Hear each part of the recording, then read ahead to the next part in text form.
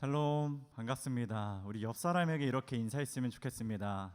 할렐루야. 좋습니다. 요즘은 할렐루야라고 안 하더라고요. 다시 한번 해볼게요. 할렐야루.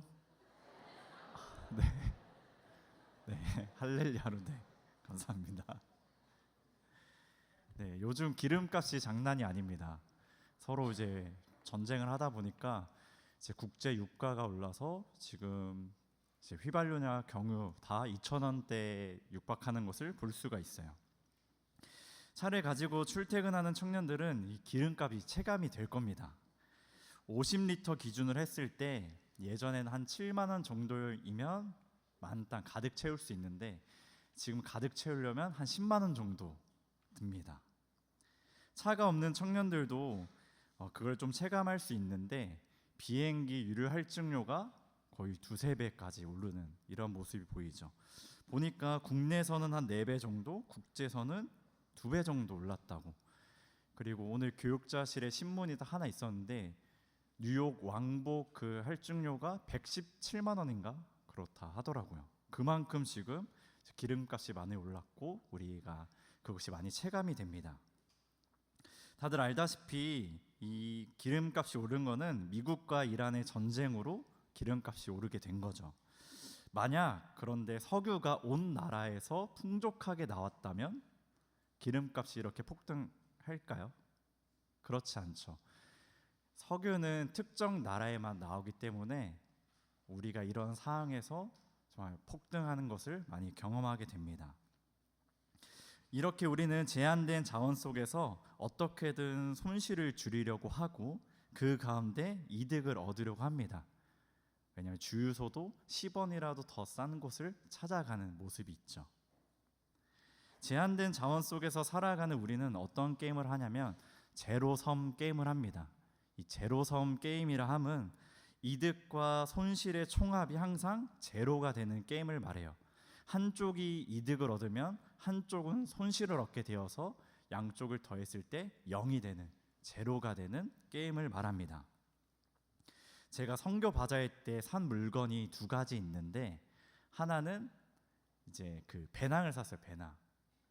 등산 가방을 사서 이제 그걸 메고 산티아고를 이제 갈 겁니다. 잘 사가지고 그걸 어제 한번 메어봤고, 또 하나는 라스베가스라는 보드 게임을 샀어요. 다들 아시나요? 네, 이 보드 게임은 베팅하는 게임입니다. 베팅 게임. 이 게임을 모르는 청년들이 있을 수 있는데 도박 보드 게임이라고 할 수 있어요. 네, 5명의 플레이어가 8개의 주사위를 가지고 베팅하는 게임입니다. 그래서 이제 전략적으로 베팅해서 돈을 많이 따내면 이기는 거예요. 남보다 내가 더 이득을 얻어야 하는 것이죠. 그래서 그 금액마다 베팅을 할 수 있는데 금액마다 가장 많이 주사위를 베팅한 자가 그 금액을 가져가요. 베팅에 실패한 플레이어는 돈도 잃고 주사위도 잃게 되는 그런 게임입니다. 이처럼 누군가가 이득을 보면 누군가는 잃게 되는 것을 제로섬 게임이라고 해요. 이 제로섬 게임이란 현실에서 누구나 손실과 손해를 보고 싶진 않습니다. 누구나가 다 이익과 이득을 얻고 싶죠. 베팅에서 이득을 얻고 싶지 빼앗기기 싫습니다. 이 라스베가스 게임을 하면 알아요. 어떻게든 내가 주사위 하나 더 놔서 내가 더 많이 얻으려고 하죠. 그런 현실이 우리에게 무엇을 부추기는지 아세요? 바로 욕심입니다. 욕심. 제한된 자원 속에서 살아남고자 하는 욕심이 우리 안에 생기게 되는 거죠. 욕심은 다른 사람을 보게 하지 않고 나만 바라보게 합니다. 욕심은 상대의 손실을 개의치 않고 내가 이겨야 할 경쟁자로만 보는 거예요. 내 옆에 있는 사람이 손해를 보든 손실을 얻든 상관없이 나만 이득만 보면 되는 겁니다. 우리의 삶은 어떻습니까? 우리의 삶도 이 제로섬 게임이라는 사회적 현실 구조 속에서 욕심에 이끌려 살아가고 있지는 않습니까? 내가 어떻게든 이익을 얻기 위해서 다른 사람의 손실과 손해를 생각하지 않고 살아가는 모습이 우리 안에 있지는 않습니까? 이 욕심에 이끌리는 삶이 무서운 것은 상대의 손실을 개의치 않는 것, 그를 경쟁자로 여기는 것, 이익을 극대화하려 하는 것이 사실 아니에요. 정말 무서운 것은 무엇이냐면 나와 동행하시는 하나님을 망각하게 하는 게 정말 무서운 거예요. 민수기 11장 31절 32절에 이렇게 말씀하고 있죠.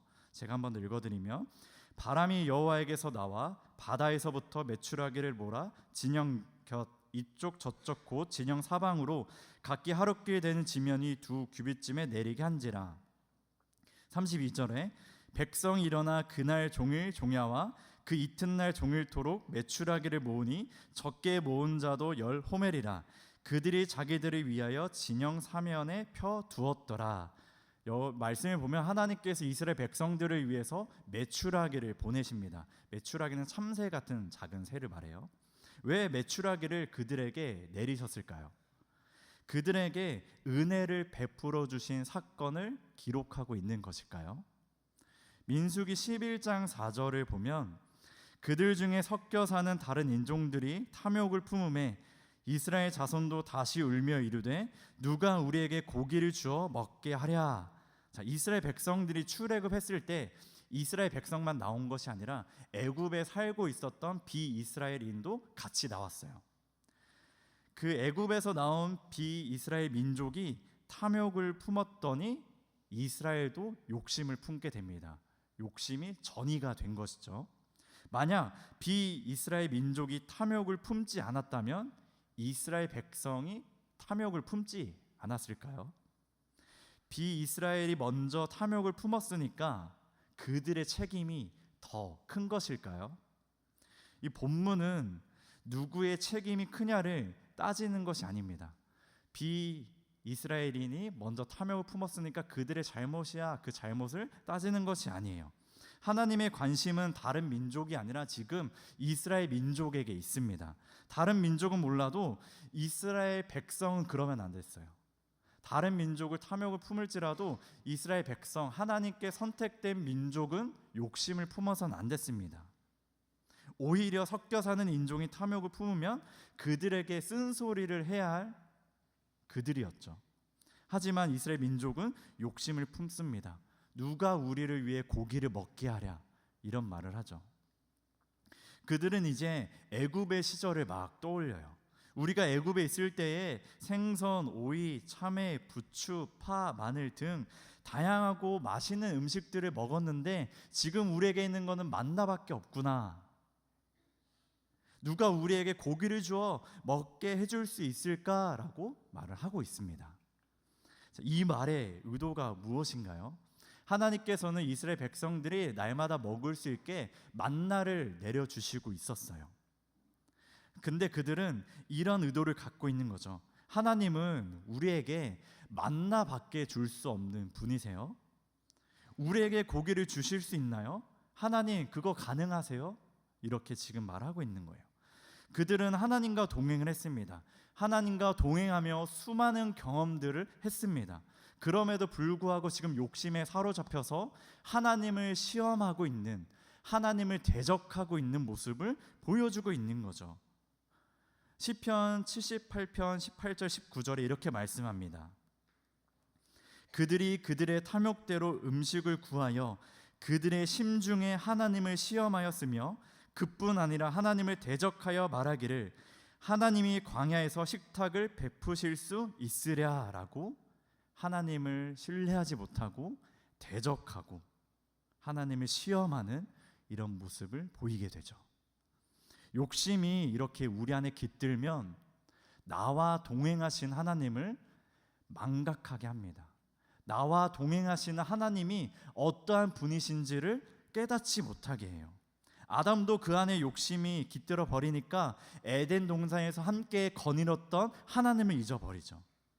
그래서 하나님께서는 그들에게 하나님께서 어떠한 분이신지를 확실하게 알려주시기 위해서 메추라기를 보내주신 거예요. 은혜를 베푸신 그 사건이 아니라 하나님이 정말로 어떠한 분이신지를 알리시기 위해, 그리고 어쩌면 그들을 심판하고 멸하시기 위해 메추라기를 보내신 것이죠. 11장 내용을 쭉 보면 하나님께서 모세에게 그들에게 고기를 주어 먹게 할 것이다 라고 말씀합니다. 그리고 어떤 말씀을 하냐? 하루나 이틀이나 닷새나 열흘이나 스무날 뿐 아니라 냄새도 싫어하기까지 한 달 동안 먹게 할 것이다 라고 말씀하세요. 자, 이스라엘 백성들을 계수했을 때 60만 명 정도 되었고, 그거를 가정으로 이제 추정한다면 200만 명이 넘는 사람들이 있었을 겁니다. 그들이 한 달 동안 먹을 양이라면 어마어마한 숫자인 것이죠. 많은 양의, 우리가 생각할 수 없을 만큼의 고기를 내려 주셨어야 합니다. 자, 이것을 이제 메추라기라고 하니까 우리가 잘 감이 안 올 수 있는데, 제가 좀 쉽게 좀 마음에 와닿게 환산을 해봤는데 삼겹살로 환산을 해봤습니다. 제가 삼겹살 좀 친근하죠, 메추라기보다.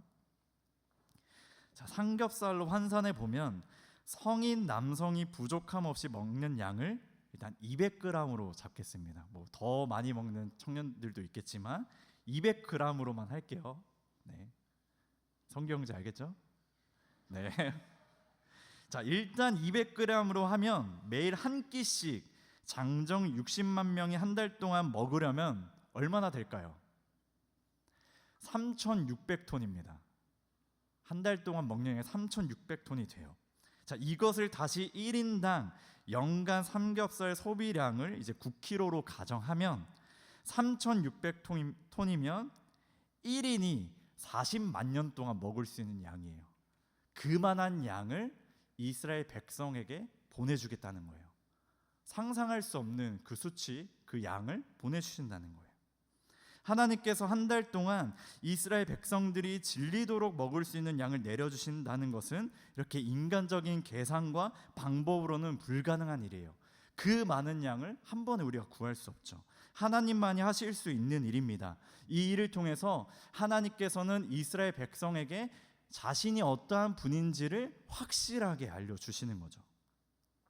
다시 31절을 보면 하나님께서 이제 메추라기를 내리시는데 그 양을 보니 각기 하룻길 되는 지면 위 2규빗쯤 내리게 하십니다. 하룻길은 30에서 40km 정도 돼요. 그리고 2규빗은 약 90cm에서 1m 정도 됩니다.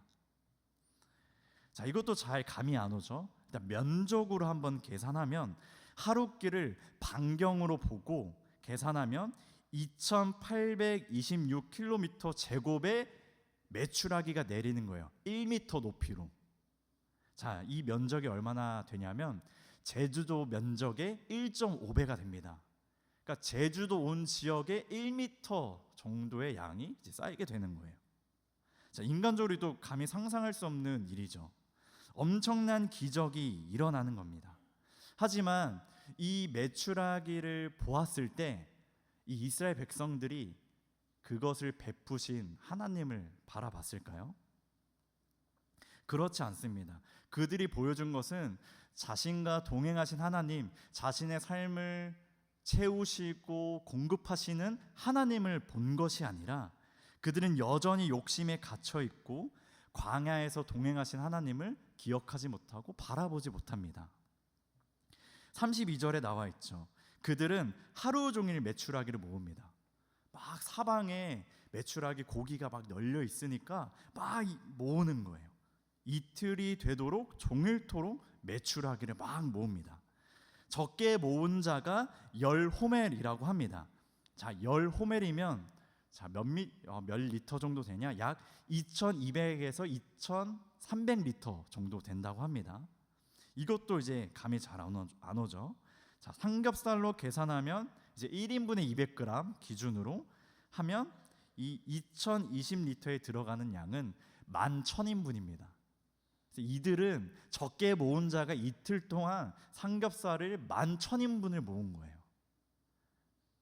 만약 하루에 1인분씩 먹는다면 이 사람은 30년 동안 매일 삼겹살 파티를 해도 다 못 먹을 양입니다. 자, 이것이 보여주는 게 뭐냐? 그들의 탐욕이 얼마나 심했는지를 지금 보여주고 있는 거예요. 자, 그들이 이틀 동안 쓸어 담으려고 하는 모습을 상상해 보세요. 24시간 동안 쉴 새 없이 막 주었을 겁니다. 그 많은 양을 주려면 막 쉴 새 없이 주었겠죠.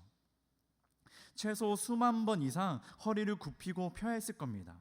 그리고 이 주운 거를 각자 진영으로 또 옮겨야 되는데 그때 뭐 운송 수단도 없으니까 막 이리저리 왔다 갔다 밤새도록 막 그 양을 날랐을 겁니다. 내가 조금이라도 또 쉬면 내 옆 사람이 하나 더 가져가니까 쉴 새 없이 막 주워 담았을 거예요. 이때다 싶어서 막 욕심부리며 담았을 겁니다. 어떻게든 그 순간 손실을 보지 않고 이득을 더욱 얻기 위해 엄청난 육체적 노동을 했을 겁니다. 자, 이 상황에서도 보면 그들에게는 동행하시는 하나님이 있고 이 메추라기를 보내신 분이 하나님이신데 하나님께서 그들을 먹이시고 입히시고 모든 것을 하셨는데 그것을 바라보지 못해요. 망각합니다. 눈앞에 있는 당장의 현실적인 상황에 매몰되어 쉴 새 없이 막 몸부림치는 거예요. 내 안에 탐욕에 따라, 내 안에는 욕심에 따라 막 쉴 새 없이 움직이는 겁니다. 그들이 하나님과 동행을 여러 차례 경험했음에도 불구하고 또 지금 이 순간에 메추라기를 보아도 욕심에 사로잡혀 살아가는 것이죠. 그들은 이 광야 생활하면서 구름 기둥과 불 기둥, 이 많은 동행하신 하나님을 경험했음에도 불구하고 왜 이래 욕심에 사로잡혀서 욕심에 이끌리는 삶을 놓지 못하는 것일까요? 왜 이러한 일들이 우리의 삶에서 계속 반복되어 나타나는 것일까요? 욕심은 누구에게나 있습니다. 저에게도 있고 여기 모인 모두에게 있어요. 욕심은 인간적인 본능입니다. 하지만 차이가 있어요. 모든 이에게 욕심, 이런 탐욕이 있는데 차이는 무엇이냐? 이 욕심을 내가 십자가에 못 박았냐 아니면 박지 않았냐, 이 차이가 있어요.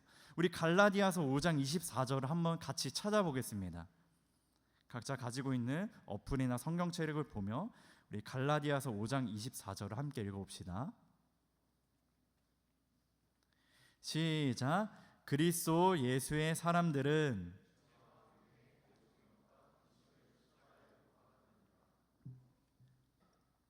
자, 이 말은 다시 말해 이 십자가에 못 박는 행위는 성령을 따라 행하는 겁니다.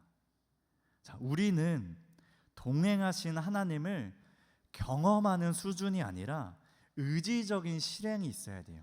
의지적인 실행이라 함은 행하는 거예요. 순종하는 거예요. 따라가는 거예요. 육체의 욕심을 십자가에 못 박고 성령을 따라 행해야 하는 것입니다. 이스라엘 백성들은 하나님과 동행하면서 이것을 배워야 했습니다. 이것을 훈련해야 했어요. 하나님을 따라 행하는 것, 그 행동의 그 순종의 모습이 있어야 했다는 거죠. 하지만 그들은 하나님의 동행하심을 경험의 수준에만 머물러 있었던 거예요.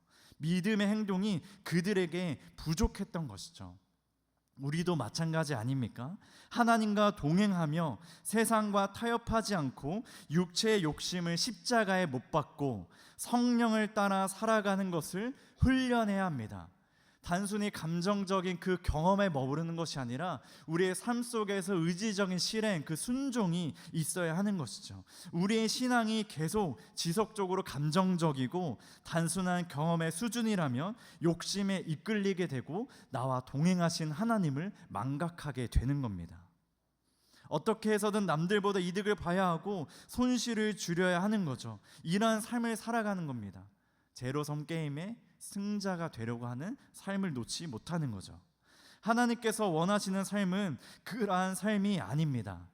삼겹살을 11,000인분이나 주워 담고 있는 그 인생을 원하지 않으세요. 그 삶을 봤을 때 얼마나 추하고 부끄러운 삶입니까? 하나님을 경험하는 것은 중요합니다. 저도 청년들에게 하나님을 경험해야 한다라고 말을 많이 해요. 그런데 문제는 계속해서 눈물만 흘리고 감정적인 수준에만 머물러 있다면, 내가 어떤 액션을 취하지 않고 행동을 취하지 않는다면 문제가 있는 겁니다. 주님을 따라가려는 그 행동이 있어야 하는 거죠. 순종과 충성의 모습이 있어야 하는 거죠. 내 안에 있는 탐욕과 탐심, 욕심을 십자가에 못 박는 행위가 우리 안에 있어야 하는 것이죠. 그렇지 않으면 우리는 욕심에 이끌리게 됩니다. 육체의 소욕이 우리 안에 계속 있기 때문에 그것에 이끌려 살아가게 돼요. 그러면서 동행하신 하나님을 망각하는 거죠. 지금 잠시 잠깐 하나님과 동행을 경험하여서 너무 기분이 좋고 날아갈 것 같고 이렇지만 시간이 지나면 내 안에 주님을 따라가는 그 행함이 없으면 우리의 신앙은 식어지고 동행하신 하나님을 또 잊어버리게 되는 거죠. 동행하신 하나님을 망각하지 않고 믿음의 행동을 한 성경 인물이 있습니다. 오늘 마지막 찬양도 표대를 향하여라고 찬양을 했는데 이 말을 한 성경 인물이죠. 바로 사도 바울입니다. 바울은 자신과 동행하신 하나님을 망각하지 않았습니다. 그의 믿음은 다메섹 도상에서 만난 그 경험으로 그치지 않았어요. 그의 믿음은 다메섹 도상에서의 경험의 차원에만 머물지 않았습니다. 복음을 부끄러워하지 않았고 모든 믿는 자에게 구원을 주신 하나님의 그 능력, 복음을 증거하면서 살아갔죠. 순종의 모습을 보여주었습니다. 행동의 차원까지 이어진 겁니다. 그러면서 바울은 그리스도를 알아갔죠. 그리고 모든 것을 해로 여기고 배설물로 여기고 그리스도를 아는 지식이 가장 고상하다라고 말을 했습니다. 그리고 일체의 비결까지 배우게 되죠. 믿음의 행동을 했던 이 사도 바울이 배운 비결은 무엇이었을까요? 우리 빌립보서 4장 11절에서 12절 한번 찾아봅시다. 빌립보서 4장 11절에서 12절입니다.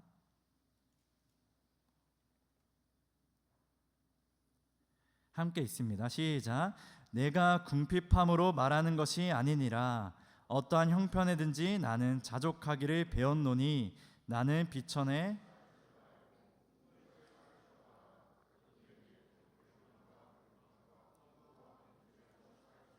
일체의 비결을 배웠노라. 아멘. 그가 믿음의 행동을 하면서 배웠던 것은 자족입니다. 어떠한 형편에든지 만족하는 비결이죠. 바울은 비천에도 풍부에도 배부름에도 배고픔에도 처할 줄 아는 일체의 비결을 배웠습니다. 그가 믿음을 가지고 성령을 따라 행하며 살아가니 자족의 비결을 배운 거죠. 그는 하나님을 경험했고 하나님을 신뢰하며 살아가니까 자족을 배운 겁니다. 일체의 비결을 배운 거예요. 그래서 당당하게 빌립보 교인들에게 이렇게 말합니다. 빌립보서 4장 19절 제가 읽어드릴게요. 나의 하나님이 그리스도 예수 안에서 영광 가운데 그 풍성한 대로 너희 모든 쓸 것을 채우시리라. 아멘. 그의 삶에 자족이 있으니까 일체의 비결을 배웠으니 빌립보 교인들에게도 이렇게 당당하게 말할 수 있었던 거예요. 우리는 하나님과 동행하며 그 경험의 수준에만 머무르는 것이 아니라 믿음의 도전, 믿음의 행동을 함을 통해 자족을 배워야 하는 겁니다. 어떠한 형편에서도 처할 줄 아는 일체의 비결을 배워야 하는 거죠. 자족은 육체의 욕심을 절제시킵니다. 욕심에 이끌리지 않게 해요. 그러면서 하나님과의 동행을 더욱 깊이 느끼며 하나님을 더욱 신뢰하게 되는 것이죠. 그런데 그것을 배우지 못한 이스라엘 백성들은 어떻게 되나요? 33절에 이렇게 말씀합니다. 민수기 11장 33절에 고기가 아직 이 사이에 있어 씹히기 전에 여호와께서 백성에게 대하여 진노하사 심히 큰 재앙으로 치셨으므로. 적게 모은 자가 10호멜이었어요. 이틀 동안 욕심을 부리며 막 채웠어요. 근데 그것을 누리기도 전에 하나님의 심판을 받게 됩니다.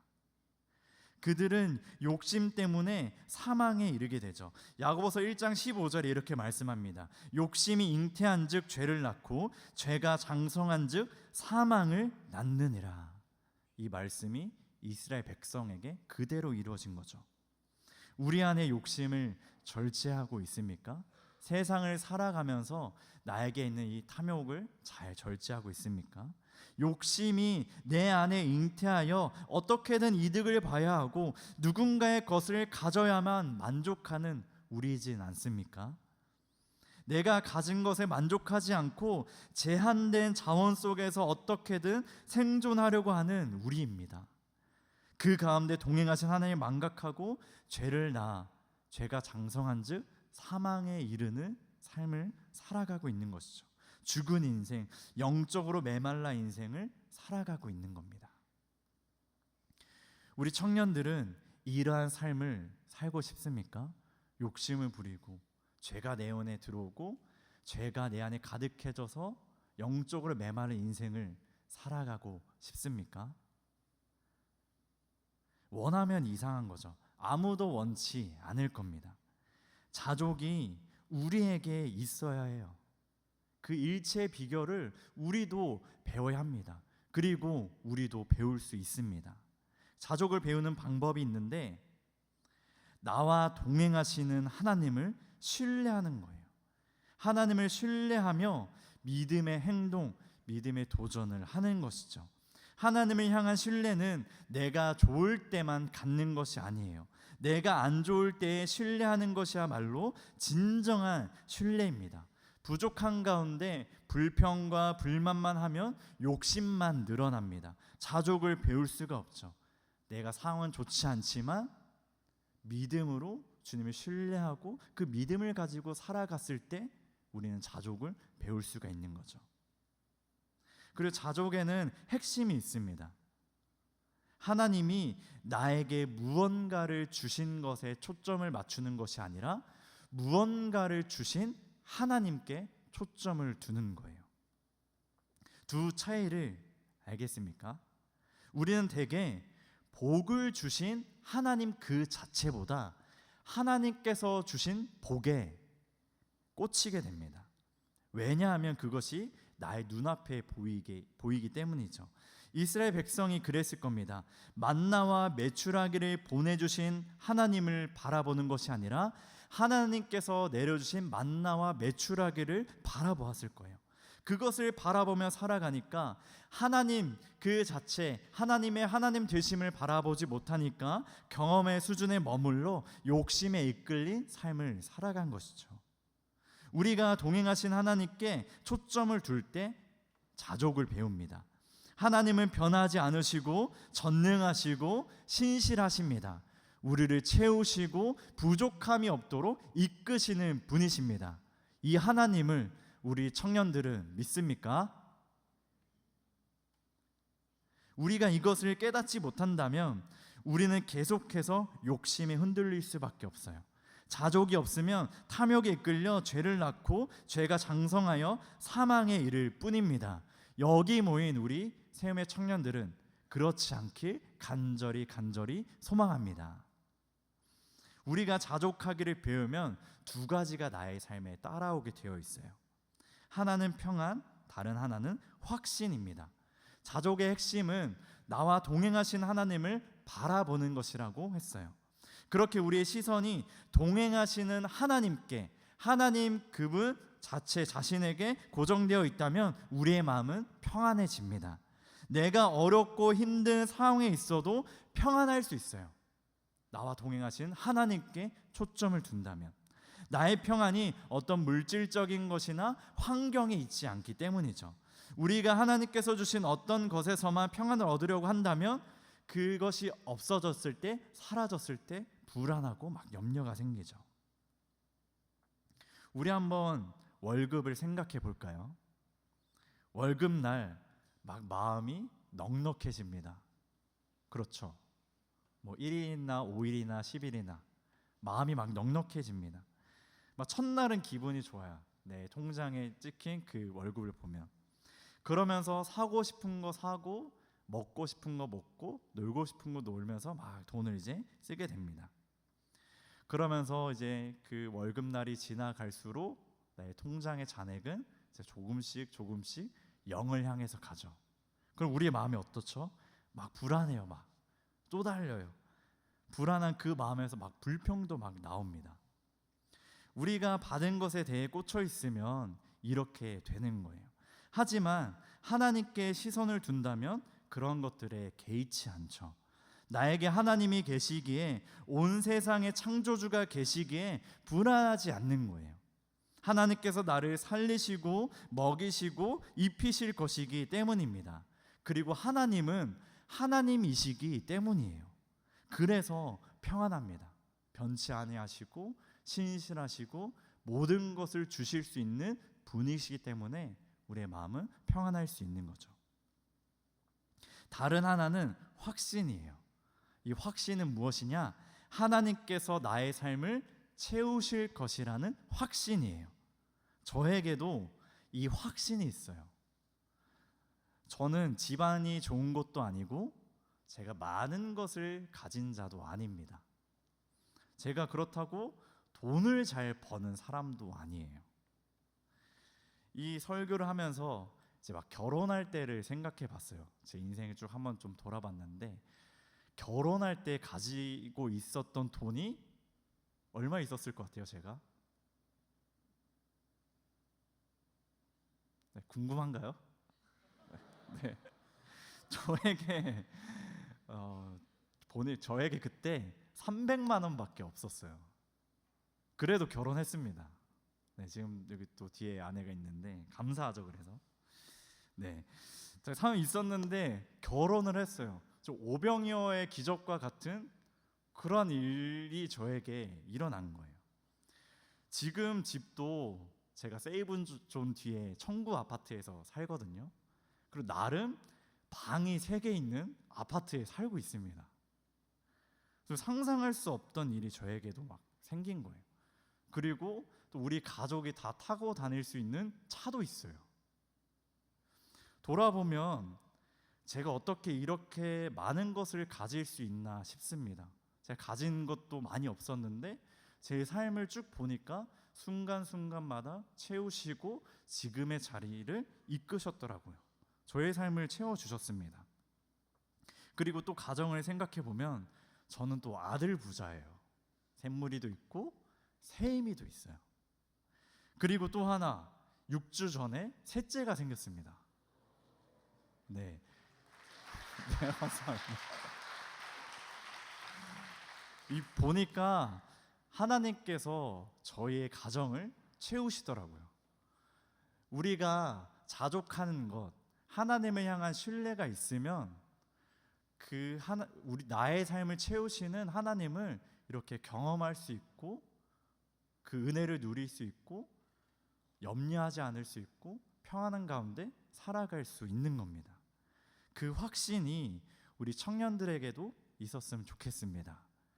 막 불안하면서 가진 것 없다고 막 힘들어하면서 살아가는 것이 아니라 정말 주님께 내어드리고 자족하며 살아갔을 때 나의 삶을 채우시는 그 은혜, 그리고 미래에도 나의 삶을 어떻게든 채우시고 책임져 주시고 이끄시는 그 확신 가운데 살아가는 우리 청년들이 되길 소망합니다.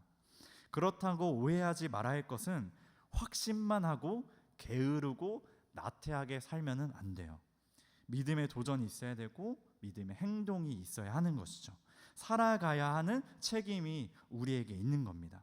하나님 부어주세요 하면서 가만히 있는 것은 거짓된 믿음이죠. 믿음의 행동을 해야 합니다. 움직여야 합니다. 그래야 우리의 확신이 견고해지고 실제적으로 그 믿음이 드러나게 되는 것이죠. 말씀을 맺겠습니다. 우리는 하나님과 동행하는데 우리가 하나님과 함께함을 경험하고 살아가는데 왜 그 경험에도 불구하고 다람쥐가 쳇바퀴 도는 인생을 사는지 생각해 보아야 합니다. 그 인생은 하나님과 함께 걸어감을 경험했지만 육체의 욕심을 십자가에 못 박는 행동을 하지 않았을 거고 수많은 경험만 하고 의지적인 믿음의 행동은 하지 않았을 겁니다. 그러니 자족을 배우지 못하고 자족으로부터 오는 평안과 확신을 누리지 못했을 거예요. 그런 자들은 여전히 세상 가운데서 제한된 자원을 더 얻기 위해 남에게 손실을 주며 용서와 배려보다 이기심과 저주를 갖고 살아갑니다. 우리가 세상에서 무엇을 더 얻고자 한들 무엇을 더 얻을 수 있겠습니까? 세상은 넌 할 수 없다, 넌 자격 없다, 너는 안 된다, 의미 없다 라고만 말을 해요. 그리고 어떻게 해서든 이익만 추구하고 남을 경쟁자로만 여기는 그러한 세상입니다. 하지만 하나님은 우리를 주의 자녀라고 불러주세요. 이 말은 무엇이냐? 우리 하나님께서 우리의 하늘 아버지가 되신다는 거예요. 우리를 주의 자녀로 부르신 하나님 아버지, 그 하나님 아버지를 신뢰하고 더욱더 따라가고 주님께 내 삶을 맡겨드리길 원합니다. 마태복음 7장에 가면 그 아들이 자식이 떡을 달라는데 돌을 주겠느냐, 생선을 달라는데 뱀을 주겠느냐, 하물며 악한 자에게도 좋은 것을 주는 것이 아버지의 마음인데 하나님 아버지께 구하면 더 좋은 것을 주시지 않겠느냐라고 말씀하세요. 하나님은 우리 하늘 아버지이십니다. 그 하나님 아버지는 너무 신실하시고 변함없으시고 우리의 삶을 채우시는 분이에요. 우리가 눈앞에 펼쳐진 것 때문에 내 욕심에 이끌려 그 탐욕에 이끌려 살아가지 않기를 원합니다. 하나님께서 부어주신 어떤 것을 바라보는 것이 아니라 그 어떤 것을 부어주신 하나님을 바라보기를 원합니다.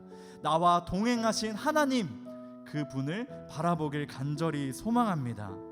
그러면서 그분께 내 삶을 던지고 믿음의 행동을 보이고, 그렇게 되면 우리는 경험의 수준에 머무르는 것이 아니라 그 신앙 가운데 자족을 배우게 되고 자족으로부터 오는 평안과 확신을 누리게 될 줄 믿습니다. 사랑하는 세움의 청년들에게 오늘의 말씀이 도전이 되고 위로가 되길 주님의 이름으로 축복합니다. 아멘. 우리 다 같이 일어나 찬양하며 우리 기도의 자리로 나아가겠습니다.